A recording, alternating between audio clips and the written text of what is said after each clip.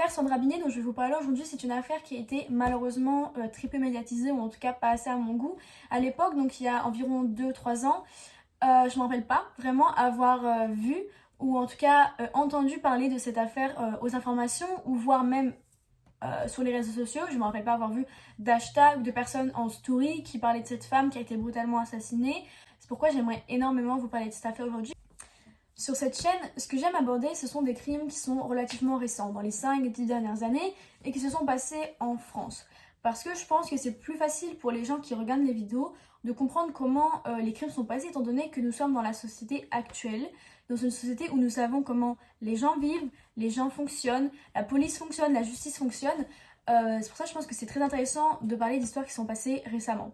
Simplement, ce que je trouve très intéressant avec les histoires récentes, comme celle dont je vais vous parler aujourd'hui, c'est l'apport de la technologie et des réseaux sociaux dans la résolution d'une enquête. Je pense que la technologie, les réseaux sociaux, l'évolution des recherches scientifiques permettent de pouvoir résoudre une affaire plus rapidement et avec plus de preuves. Simplement, l'affaire dont je vais vous parler aujourd'hui, malheureusement, les réseaux sociaux n'ont pas aidé. Et ce que je trouve du coup intéressant avec cette affaire, c'est qu'on a très peu de preuves, très peu de choses qu'on sait sur cette affaire, mais il y a 1 million de possibilités de qu'est-ce qui a pu arriver à Sandra Binet. La victime de cette affaire se prénomme Sandra Binet, elle a 23 ans, elle est étudiante en économie et management et elle vit en région parisienne. Le mois précédent son meurtre, Sandra effectue un stage dans une petite entreprise qui vend des glaces et son rôle notamment c'est de livrer les glaces. Malheureusement, c'est ce qui va lui coûter la vie puisque cette entreprise où Sandra effectue son stage est associée et travaille avec une chaîne de Franprix qui se situe en région parisienne où se trouvent notamment les principaux suspects. Les seules choses dont on connaît de Sandra, ce sont ce que je vous ai dit un peu plus tôt, plus le fait qu'elle a un petit ami et que c'est une jeune fille qui est qualifiée, une jeune fille sans problème, sans histoire et très gentille. Le jour où elle est assassinée, Sandra se rendait dans un petit Franprix qui se situe dans l'Essonne, à Quincy-sous-Sénart, dans le but de livrer des commandes. Ce jeudi 9 mai 2019, Sarah sort de ce supermarché vers midi, puis elle envoie des photos à sa sœur et à sa meilleure amie. Simplement, ces photos sont prises dans 2 endroits différents, puisqu'il y en a une qui est prise dans la forêt et l'autre qui est prise sur l'autoroute A6. Le dernier signe de vie que l'on aura de Sandra, ce sera un appel téléphonique qu'elle a passé à sa mère à midi 19 pour l'informer qu'elle avait fini le travail et qu'elle rentrait à la maison. À midi 39, soit 20 minutes plus tard, son téléphone ne sonne plus et à midi 54, son téléphone est éteint. Très rapidement, la famille de Sandra va s'inquiéter. C'est pas du tout le genre de Sandra de pas donner de nouvelles, de pas rentrer à la maison alors qu'elle avait promis de rentrer. Et puis, son téléphone est éteint. Donc ça commence à devenir assez louche. La famille s'inquiète, elle se dit que Sandra devait être rentrée depuis quelques heures déjà, elle répond plus. Et puis, en plus, elle a envoyé des photos à 2 lieux différents. Donc c'est quand même une histoire assez absurde, assez louche pour la famille de Sandra qui commence à s'inquiéter de plus en plus jusqu'à aller signaler sa disparition. Du jeudi 9 mai, où la disparition de Sandra sera signalée par sa famille jusqu'au 13 mai, où elle sera retrouvée, la police n'a pas énormément avancé dans l'enquête, mis à part avoir interrogé les proches de Sandra, probablement l'entreprise où elle travaillait, sa famille. Il n'y a pas beaucoup d'informations, rien n'a été retrouvé, sa voiture n'a pas été retrouvée, on n'a aucune nouvelle de Sandra, personne n'a croisé Sandra, on ne sait pas où elle est, elle s'est complètement volatilisée, mais la famille a toujours de l'espoir de la retrouver vivante. Ça fait que 4 jours depuis qu'elle a disparu, il a pu lui arriver plein de choses, mais ça ne signifie pas forcément qu'elle est morte ou qu'elle a été assassinée. Voilà, les policiers, même la famille, ont l'espoir de voir Sandra revenir vivante, ou en tout cas de la retrouver quelque part. On comprend également qu'ils aient encore l'espoir de la retrouver vivante. Ça fait comme si c'était 1 an qu'elle avait disparu. Ça peut être une petite fugue. Peut-être que Sandra est partie à quelqu'un. Peut-être qu'elle avait besoin de prendre l'air, quelque chose comme ça. Même si c'est pas son genre, même si Sandra c'est pas le genre de personne qui part sans prévenir. Ça peut arriver à tout le monde et sa famille a l'espoir de revoir leur fille vivante. 4 jours après sa disparition, en tout cas le signalement de sa disparition, Sandra sera retrouvée.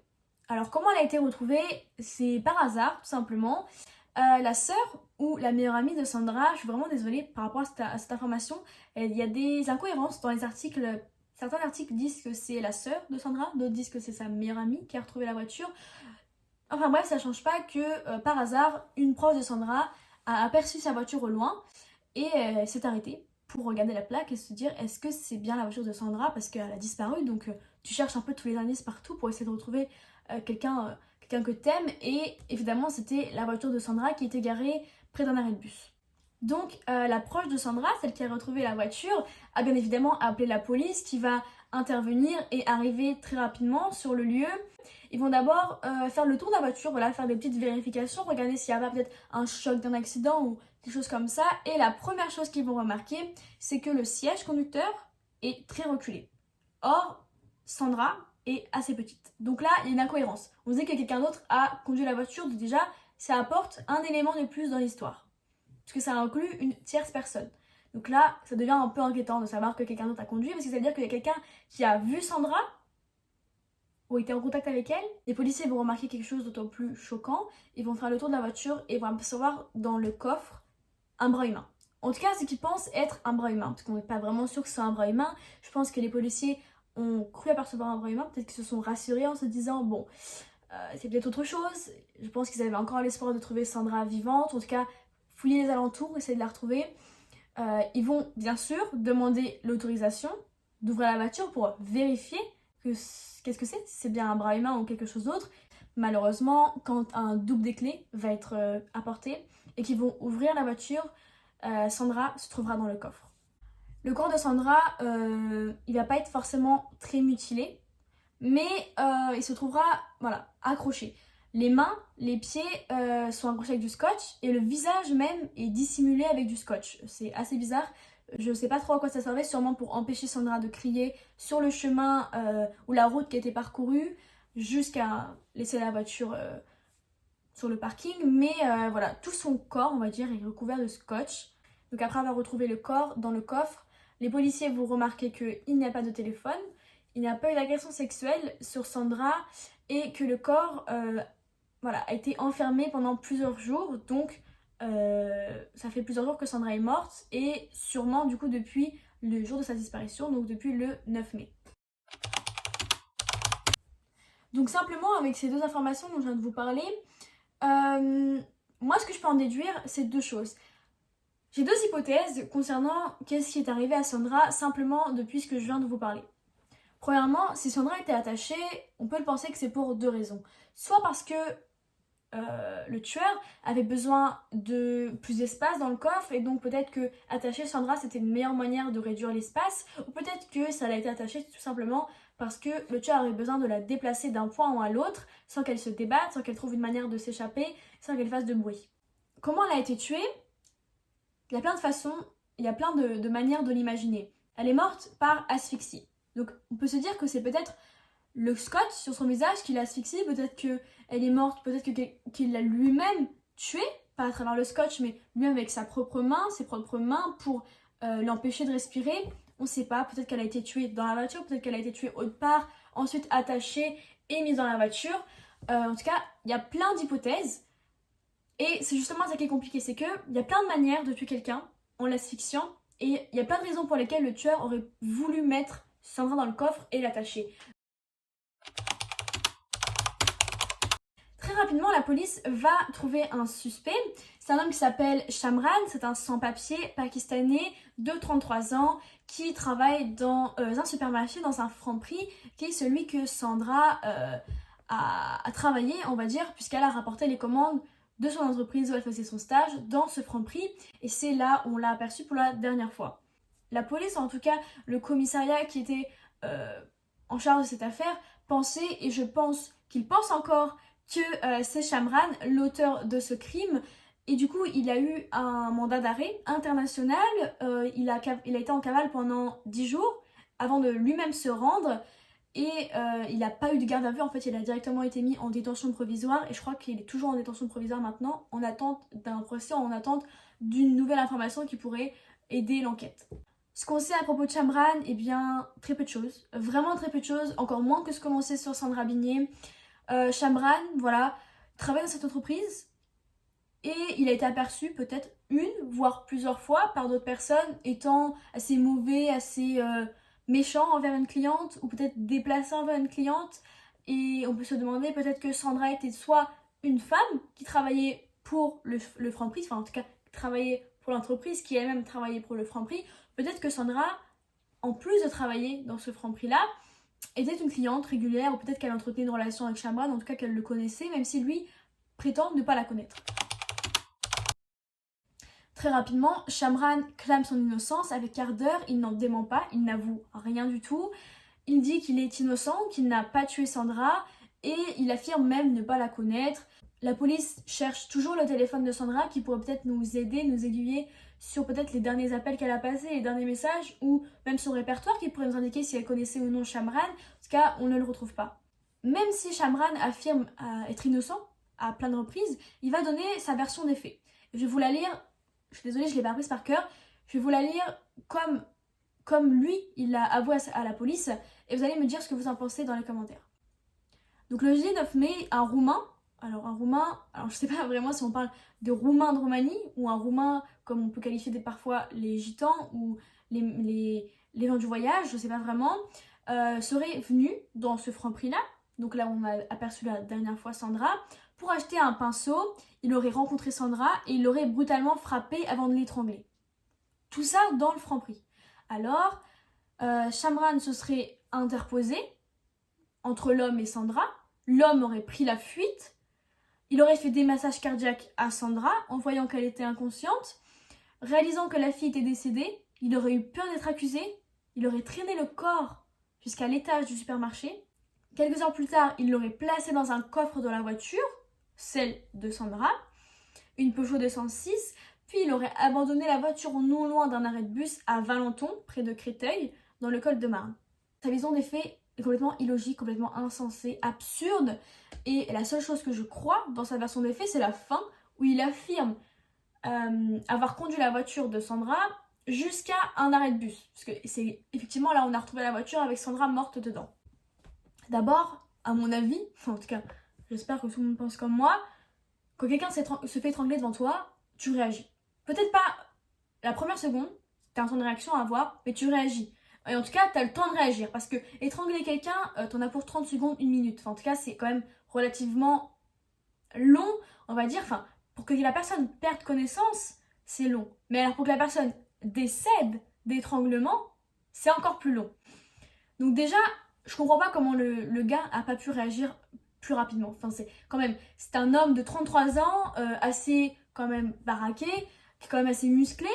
Tu travailles dans un Franprix, tu as l'habitude de porter des trucs, enfin, t'es pas tout frêle normalement, et même si t'es tout frêle, t'as quand même une chance face au mec qui étrangle, tu peux lui donner un coup de poing, enfin je sais pas, t'as plein de façons de stopper, d'étrangler quelqu'un. En tout cas, je vois pas comment le Shamran aurait pu arriver 30 ans après. Ah, il y a quelqu'un qui s'est fait étrangler, putain, qu'est-ce que je fais? Et ensuite, tout simplement, ça a été prouvé que c'était faux, puisqu'il a affirmé avoir fait des massages cardiaques, et aucun signe de massage cardiaque n'a été trouvé sur Sandra. Donc, à moins qu'il ait fait le massage cardiaque sur le foie ou je sais pas quel endroit du corps, il a pas fait de massage cardiaque. C'est faux, il en a absolument pas fait. Et de ce que je pense, aucun Roumain n'est venu étrangler Sandra pour zéro raison dans un supermarché. Si ça avait été le cas, quelqu'un aurait réagi. Donc après avoir pris en compte la vie de Shamran, en tout cas son point de vue de l'histoire, son témoignage, il va être mis en détention provisoire, comme je vous l'ai dit, puisqu'il est vraiment le suspect numéro 1. Et là, l'enquête va vraiment avancer très rapidement d'un seul coup. On a plein d'informations qui vont arriver. Notamment, on va parler des caméras de surveillance. Donc, le Franprix, apparemment, n'avait pas de caméras de surveillance. Déjà, c'est pas normal et c'est louche. Parce que, étant donné que c'est lui le gérant du Franprix, on peut se dire qu'il a trafiqué les caméras, ou en tout cas qu'il aurait cassé une caméra pour tout faire en sorte en fait qu'on retrouve jamais de traces de ce qui s'est passé dans le Franprix. Donc comme je vous ai dit par rapport au rapport d'autopsie, comme je vous ai dit tout à l'heure, Sandra est morte d'asphyxie avec des signes de compression cervicale. Mais voilà, ça veut rien dire. Parce que les compressions cervicales, ça peut être dû à l'étranglement, mais ça peut être dû aussi à la position qu'elle était dans la voiture, ou si elle a reçu un coup, ou si elle a été placée de manière à ce que son cou soit tourné ou penché en avant. Donc ça n'aide pas forcément non plus. Elle est morte d'asphyxie, donc ce que raconte Shamran est prouvé. puisque oui, s'il affirme en effet qu'elle est morte d'étranglement, ça veut bien dire qu'il a un rôle à faire dans l'histoire, parce qu'il savait qu'elle était morte d'asphyxie. Donc ça montre deux choses. Soit, d'après ce qu'il raconte, il a bel et bien été témoin du meurtre de Sandra de loin, et après il aurait eu peur d'être accusé et tout ça. Soit c'est bel et bien lui qui a étranglé Sandra, étranglé ou une autre manière de tuer quelqu'un par asphyxie. Donc en fait, tout ce que la police retrouve dans l'autopsie confirme, et dans le mauvais sens pour Shamran, son récit. Les seules choses qui sont vraies dans son récit, c'est des choses qui peuvent l'inculper. Ce que retrouvent également les médecins légistes durant l'autopsie, c'est que le corps de Sandra a été conservé plutôt bien. L'hypothèse émise par les médecins légistes et confirmée sûrement par la police, c'est que Sandra aurait été placée dans une chambre froide avant d'être placée dans le coffre de la voiture. Et donc c'est totalement possible qu'elle ait été placée dans une chambre froide, puisqu'elle a été assassinée probablement dans le Franprix, et donc ça aurait été très simple pour Shamran de la déplacer dans une chambre froide, là où se situent tous les trucs pour conserver la nourriture.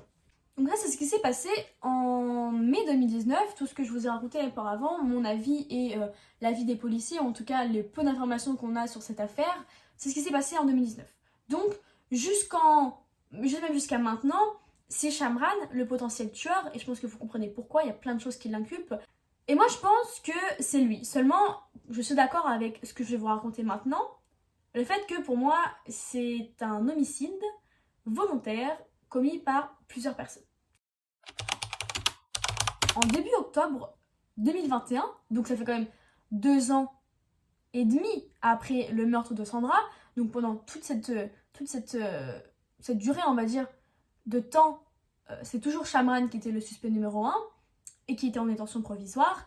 Eh bien, il y a d'autres suspects qui se sont ajoutés à l'histoire, mais attention, qui sont ces suspects?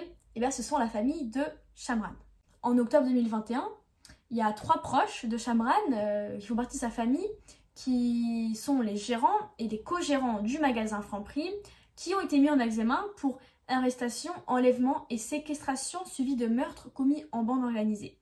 Donc selon la police, il n'y aurait pas que Shamran qui aurait assassiné Sandra, mais également 3 de ses proches. Ils auraient commis ce meurtre atroce à 4. Assez important de dire que le Franprix leur appartient, parce que ça leur permet de faire plein de choses, notamment de fermer le magasin. Pareil, facile pour eux d'effacer les caméras de surveillance, facile pour eux de mettre le corps dans une chambre froide. Enfin, le fait que le magasin leur appartienne, ça joue pas à leur faveur. D'autres pièces viennent s'ajouter donc à cette enquête. Ils sont placés donc sous contrôle judiciaire. Je pense pas qu'ils soient tous mis en détention provisoire, il n'y a pas assez de preuves contre eux, mais ils sont suivis de très près par la justice et une enquête est en cours.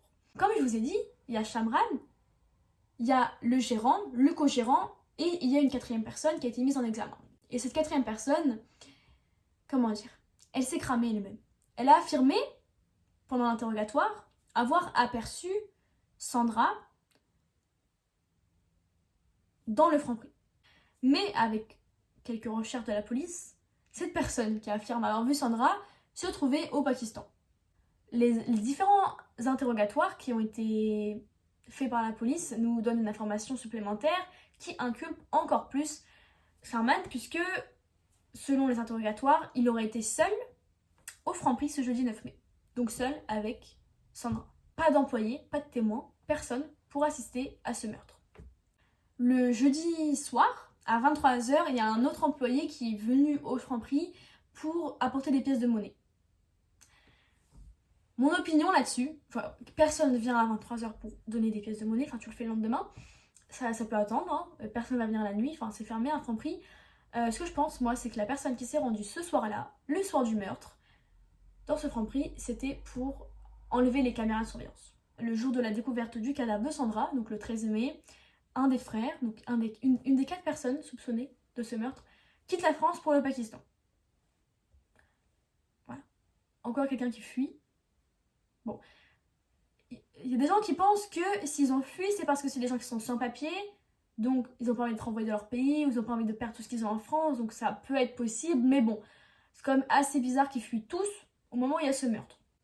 Et une autre raison pour laquelle la police pense qu'il y a plusieurs personnes qui sont dans ce meurtre, dans cet assassinat horrible, c'est que pour eux, le corps de Sandra, il n'aurait pas pu être déplacé tout seul. Moi, j'y crois pas forcément, parce que, bon, Sandra, elle est petite taille, mince, voilà. Je pense que même moi, je pourrais la porter, donc je pense qu'un homme de 33 ans, qui est grand, costaud, on va dire, il peut le faire. Tout seul, il peut le faire tout seul. Mais, voilà. Ça veut pas dire qu'ils n'ont pas fait un 4. Hein. Ils auraient pu le faire un 4, mais ça se fait tout seul. Donc c'est pas vraiment une preuve pour moi. Et là, quelque chose d'autant plus grand s'annonce en fait. On a retrouvé des caméras de surveillance. Alors, on sait qu'il y en avait qui étaient cassées. D'ailleurs, pourquoi elles étaient cassées? On pense que ça a été fait volontairement. Donc il y en avait qui étaient cassées, il y en avait qui étaient dysfonctionnelles, éteintes, enfin qui fonctionnaient pas, mais on a quand même réussi, enfin, la police a réussi à mettre la main sur des caméras de surveillance, des images où on voit Sharman mettre un corps dans la chambre froide. Je vous laisse là-dessus. Et la dernière chose dont je peux vous parler dans cette enquête, avant peut-être de faire une partie 2 quand le procès aura eu lieu, c'est le fait que les policiers auraient émis une hypothèse sur le mobile du crime. Donc qu'est-ce qui se serait passé en fait? Exactement, qu'est-ce qui s'est passé selon les policiers? Et ben je vais vous lire l'histoire. Donc pour eux, Sandra aurait demandé à aller aux toilettes et en sortant, il aurait essayé de faire quelque chose. L'étudiante ne s'est pas laissée faire et pour la faire taire, il l'aurait étranglée. Donc moi, je pense vraiment à la théorie de la police comme quoi c'est lui qui aurait étranglé.